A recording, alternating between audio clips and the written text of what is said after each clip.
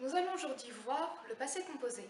Nous verrons tout d'abord quand utiliser le passé composé, comment le construire, puis nous verrons les différentes erreurs que l'on fait et comment les éviter. Tout d'abord, quand utiliser le passé composé? On utilise le passé composé lorsqu'on parle de quelque chose qui a eu lieu dans le passé. Par exemple,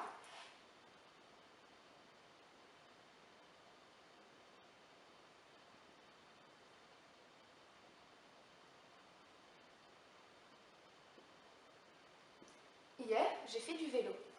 On voit avec hier que cette action a eu lieu dans le passé et ici, nous pouvons voir le passé composé. Comment construire le passé composé? Il faut conjuguer l'auxiliaire être ou avoir au présent et mettre le verbe au participe passé. Par exemple,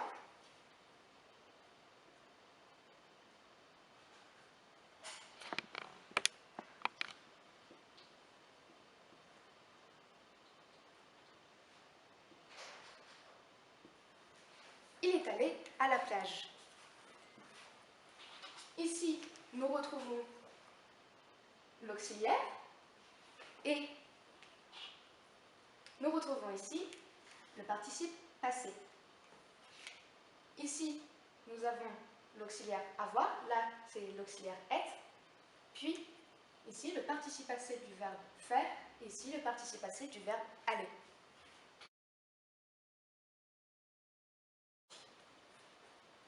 Nous allons maintenant voir la conjugaison des auxiliaires. Donc, au singulier, nous avons avec l'auxiliaire être, je suis, tu es, il ou elle est. Et avec l'auxiliaire avoir, il y a je ai, tu as, il ou elle a.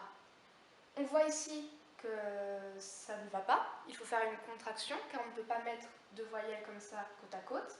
Ce ne sera donc pas je ai, mais j'ai.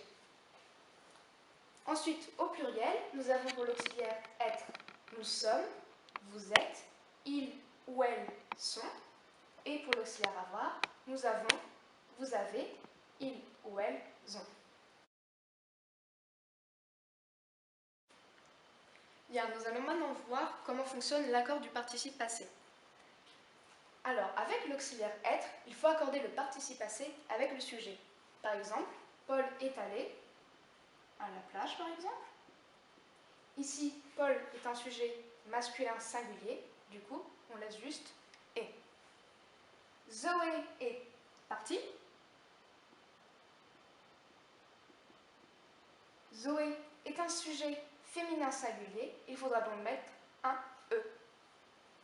Ils sont partis. Il est un sujet masculin pluriel, il faudra donc mettre un S. Et enfin, Sarah et Zoé sont allées.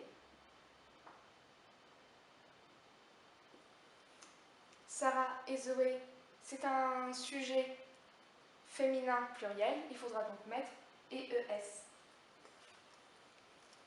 Avec l'auxiliaire avoir, il faut accorder le participe passé en fonction de la place du COD dans la phrase.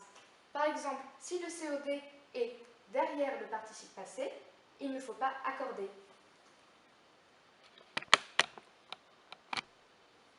Chloé a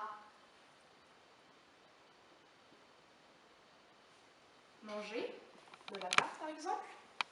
Ici, le COD, on ne l'a pas écrit, mais le COD sera placé après le verbe. Il ne faut donc pas accorder en fonction du sujet. En revanche, si le COD est placé devant le participe passé, il faudra accorder. Alors, par exemple ici, j'ai cueilli.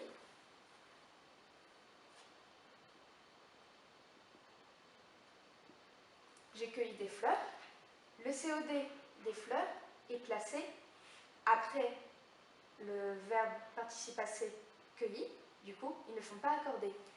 Mais si on avait écrit les fleurs que j'ai cueillies,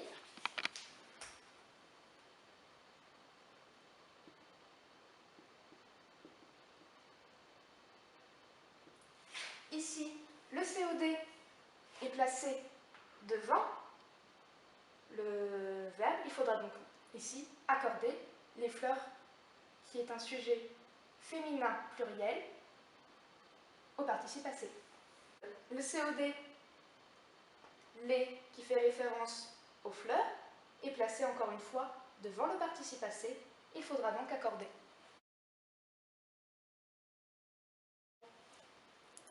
Nous allons maintenant voir la terminaison du participe passé. Donc, en fonction de la terminaison du participe passé, c'est-à-dire s'il se finit par ER, IR ou RE, la terminaison du participe passé lorsque le verbe sera conjugué sera différente. Par exemple, si le verbe se finit en ER, il faudra donc le conjuguer avec E. S'il se finit en IR, il faudra le conjuguer avec I. Et s'il se finit en RE, il faudra le conjuguer avec U. Nous pouvons voir des exemples ici. Par exemple, parler, ER, devient parler et au participe passé. Finir, IR, devient fini, I. Et vendre, donc ER, devient vendu, U.